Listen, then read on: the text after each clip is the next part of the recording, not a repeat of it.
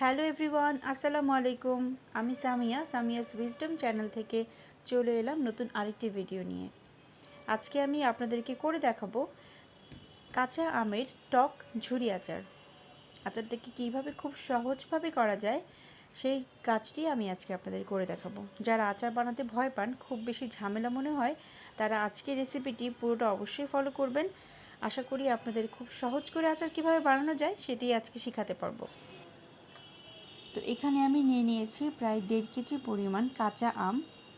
আমগুলো বাইরে থেকে দেখতে খুব বেশি কাঁচা মনে হচ্ছে, বাট ভেতরে হতে পারে একটু লাল হয়ে গেছে। বেসিক্যালি আমি এই টাইপের আমই চাচ্ছি, যেগুলো ভেতর থেকে একটু লাল। যেই টাইপের আমগুলো আমরা দেখে ভর্তা খাবো, বরঞ্চ এটাই ভাবতে পারি, আচার দেওয়ার কথা ভাবি না। তো আমি এই টাইপের আমই নিয়ে নিয়েছি। এখন আমগুলোকে ভালো করে ওয়াশ করে নেব, দেন এর খোসাটা ছাড়িয়ে এটাকে আমি কুচি করে কেটে নেব। আপনারা চাইলে গ্রেট করেও নিতে পারেন, বাট গ্রেট করলে কিন্তু আম থেকে অনেক পানি বের হবে, তাই আমি এটাকে কুচি কুচি করে কেটে নিয়েছি। তো আমটা ঝুরি করে কাটার পর ঠিক এইরকম হয়েছে, আমরা যেরকম করে আলু ভাজি কাটি ঠিক সেরকম করে আমি কেটে নিয়েছি। এখন দেখেন, সবগুলো আম কিন্তু একেবারেই কাঁচা না, বেশ কিছু আম কিন্তু ভেতর থেকে লাল হয়ে গেছে, বাট এটা কিন্তু টক, এটা জাস্ট ভেতর থেকে লাল হয়ে গেছে। এই টাইপের আম দিয়েই কিন্তু এই আচারটা আপনারা ইজিলি বানিয়ে ফেলতে পারেন। তো প্রথমে আমি একটা মশলা তৈরি করে নেব, সেটা হচ্ছে এখানে আমি 2 চামচ পরিমাণ সরিষা নিয়ে নিয়েছি, লাল সরিষা বা কালো সরিষা যেটাই আপনারা নেন। আর নিয়েছি 2 চামচ পরিমাণ পাঁচফোড়ন। এই দুইটাকে আমি সিরকা দিয়ে বেটে নেব। এখানে আমি কিন্তু মশলা বাটার সময় কোনো পানি ব্যবহার করব না। তো এখন আমি সিরকা দিয়ে বেটে নিয়েছি। জাস্ট বেটে নেওয়ার জন্য যতটুকু সিরকা লাগে আমি ঠিক সেভাবে বেটে নিয়েছি, আঠালো করে বেটে নিয়েছি। তো এখন আমরা চলে যাব মেইন আমটার যে মশলাটা মাখানো সেই কাজটি করে ফেলব। প্রথমে আমি অবশ্যই একটা বড় গামলাতে, মানে একটা প্লাস্টিকের বাটিতে আমি আমটা নিয়ে নিলাম। এখন এখানে যেটা করতে হবে, একে একে সেই মশলাগুলো একটু একটু করে দিয়ে আলতো হাতে মেখে নিতে হবে। প্রথমে আমি যেই মশলাটা করেছিলাম সরিষা আর পাঁচফোড়নের, সেই মশলাটা দিয়ে দিলাম। এখন সাথে দিয়ে দিব 2 চা চামচ মরিচের গুঁড়ো। এটা কিন্তু নর্মাল রেগুলার রান্নার যে গুঁড়ো মরিচ সেটাই আমি দিয়ে দিচ্ছি, আরও সহজ করে করার জন্য। দিয়ে দিলাম 2 চামচ হলুদের গুঁড়ো। এখন এর সাথে অ্যাড করব 1 চা চামচ লবণ। লবণটা দিয়ে যেটা আমি করব, একটু আস্তে আস্তে সময় নিয়ে এই পুরো মশলাটাকে খুব সুন্দর করে মাখিয়ে নেব।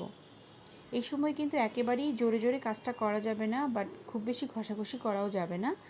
আপনারা একটু সময় নিয়ে ধৈর্য ধরে আলতো হাতে মশলাগুলো মাখাবেন। বেশি জোরে ঘষলে যেটা হবে, মশলাগুলো থেকে, আম থেকে কিন্তু পানি ছেড়ে দেবে এবং মশলাগুলো কিন্তু পানি পানি হয়ে যাবে। তখন আর মশলাগুলো আমের গায়ে গায়ে লেগে থাকবে না। আমার মাখানো শেষ। এখন দেখেন মশলাগুলো কিন্তু আমের কি সুন্দর করে আমের গায়ে গায়ে লেগে আছে। তো এভাবেই করে মাখতে হবে। আমার মশলা মাখানোর কাজ কিন্তু শেষ। এখন এটা জাস্ট শুকোনোর পালা। অনেকেই ভাবছেন যে খুব সহজভাবে দেখাবে, আবার শুকাতে বলছে। রোদে শুকানো বা রোদ লাগানো খুব ঝামেলার একটা কাজ। হ্যাঁ, এটা একটু শুকাতে হবে এই জন্য, কারণ এখানে একটু পানি হয়, একটু ভেজা ভেজা থাকে। যদিও আমটা আমি কুচি করে নিয়েছি, গ্রেট করিনি, তারপরও একটু ভেজা ভেজা থাকে।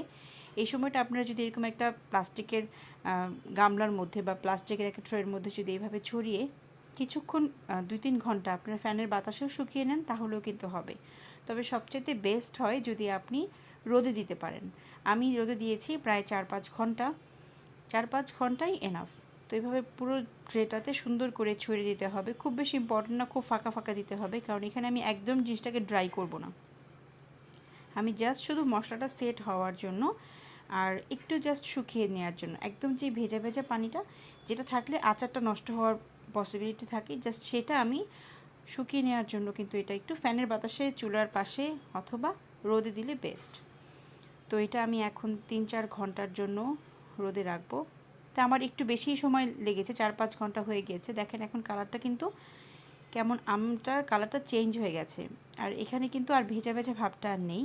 একটু ভেজা আছে, খুব ড্রাই হয়ে যায়নি, বাট একদম যে পানি পানি ছিল মশলাটা সেটা নেই। তো এখন আমি মশলার জন্য যেই আমের জন্য যেই মশলাগুলো লাগবে এখন সেগুলো আমি আপনাদেরকে দেখিয়ে দিচ্ছি। এখানে আমি মরিচ নিয়েছি প্রায় 20টার মতন, বোটা ছাড়িয়ে নিয়েছি। এখানে রসুন নিয়েছি, আপনারা চেষ্টা করবেন 1 কোয়া রসুন দিতে, তাহলে কিন্তু টেস্টটা অনেক বেশি হয়। আমার কাছে অ্যাভেলেবেল ছিল না, তাই আমি বড় রসুন নিয়ে জাস্ট কয়েকটা টুকরা করে কুচি করে কেটে নিয়েছি, খুব বেশি ছোটো করিনি, মিডিয়াম সাইজ করেছি। আর এখানে নিয়েছি আমি কালো জিরা। তো প্রথমেই আমি কালো জিরাটা দিয়ে আমটা একটু মাখিয়ে নেব। তো এখন আমি এই যে আমটা দেখতে পাচ্ছেন শুকানো আমটা, সেটার মধ্যে এই কালো জিরাটা মাখিয়ে নিব। এই জিনিসটা আমি এখন কেন করছি সেটা হচ্ছে গিয়ে, আমি যদি তেলের মধ্যেও দিয়ে দিতে পারতাম, বাট তেলের মধ্যে যদি আমি এটাকে ছেড়ে দিই তাহলে যেটা হবে তেলের নিচে পড়ে থাকবে। আচারের নিচে যদি জিনিসগুলো পড়ে থাকে তাহলে কিন্তু সেই টেস্টটা, আচার তো আমরা ঘেটে ঘেটে নেই না, হ্যাঁ, যেই কারণে আমরা এভাবে করে এই সময়টাতে মেখে নেব, কারণ একটু ভেজা ভেজা ভাব আছে এখনও। এটা মেখে নিলে কি হবে, আচারটা মানে কালো জিরাটা আমের গায়ে খুব সুন্দর করে লেগে থাকবে।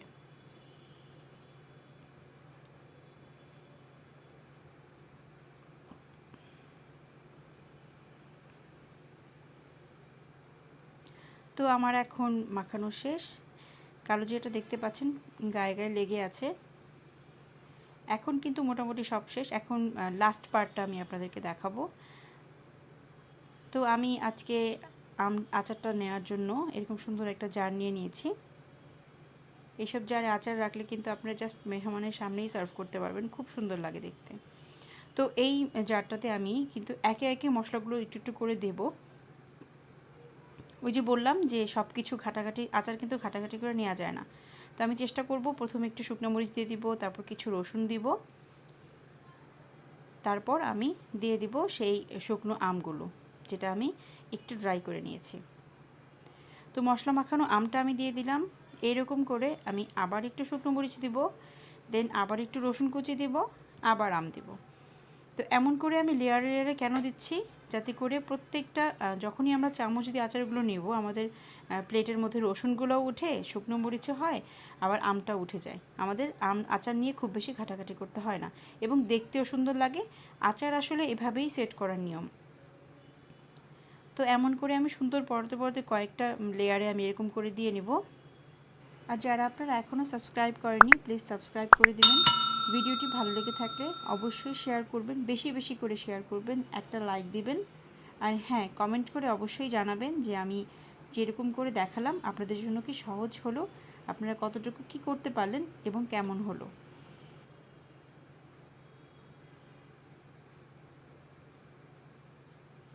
তো আমার এখন লাস্ট লেয়ারটা দেওয়া শেষ। আমি পুরো বয়মটা কিন্তু ভরবো না, আমি আচার দিয়ে পুরো বয়মটা ভরবো না, জাস্ট অল্প একটুখানি জায়গায় আমি খালি রাখবো, কারণ এটা শুধু তেলেই ভাসবে। তারপর আমি যখন সরিষার তেল দেব, এনাফ তেল কিন্তু এই আচারটার মধ্যে লাগে, আর কিছুই করতে হবে না, কাজ আমাদের শেষ। এখন দেখেন আমি দেখাচ্ছি আপনাদেরকে ঘুরিয়ে ঘুরিয়ে, কত সুন্দর করে শুকনো মরিচ, দেন রসুন কুচি দেখা যাচ্ছে, কালো জিরা দেখা যাচ্ছে। আর আমি অনেকটা জায়গা গ্যাপ রেখেছি, কারণ এই আচারটা কিন্তু প্রচুর তেল টানে, মানে প্রচুর তেলে এই আচারটা ভেজে। এখন আমি দিয়ে দিব খাঁটি সরিষার তেল। তেলের কোনো মাপ আমি আপনাদেরকে বলছি না, কারণ আপনার জার অনুযায়ী বা আপনি যেই পটটাতে নেবেন সেটা অনুযায়ী সেটার মুখটা পুরো ভরতে হবে, এবং মোটামুটি আপনার 3-4 আঙ্গুল, মানে 4 কর যেটা 1 আঙ্গুল পরিমাণ তেলটা ডুবে থাকতে হবে, আচারটা ডুবে থাকবে তেলের মধ্যে। তো এটা অবশ্যই খেয়াল করবেন, না হয় কিন্তু আচারটা নষ্ট হয়ে যাবে এবং পারফেক্টলি কিন্তু আচারটা হবে না। এখন দেখেন আমার কিন্তু আচারটা একদম কাজ শেষ, এখন শুধুমাত্র আপনাদেরকে দেখানোর পালা। অসম্ভব সুন্দর করে কিন্তু এই জিনিসটা দেখা যাচ্ছে, এবং প্রত্যেকটা পার্টেই আপনারা ভিজিবল হচ্ছে যে কী কী আছে এটার মধ্যে। মাঝে মাঝে একটু নেড়ে চেড়ে এরকম করে আপনারা আচারটা রাখতে পারেন। আর যদি কিছুদিন পর তেল যখন টেনে যাবে, আপনারা আরও তেল অ্যাড করতে পারেন। এই আচারটা যদি রোদে দিতে পারেন সবচেয়ে বেস্ট হয়, বাট রোদে না দিলে যে আচার নষ্ট হয়ে যাবে তার কিন্তু কোনো কথা নেই। আরেকটা কথা হচ্ছে, আচার কখনোই আপনারা ভেজা চামচ দিয়ে নেবেন না, অবশ্যই একটা শুকনো চামচ, পরিষ্কার চামচ দিয়ে আচার তুলবেন। বারবার একই চামচ, বিভিন্ন আচারের চামচ একই জায়গায় ব্যবহার করবেন না, বিশেষ করে এমন ডুবো তেলের আচারে। তো তৈরি হয়ে গেল ঝটপট কাঁচা আমের ঝুরি আচার। কেমন লাগলো অবশ্যই জানাবেন। নতুন কোনো ভিডিও দেখার আমন্ত্রণ রইল। সেই পর্যন্ত আল্লাহ হাফেজ।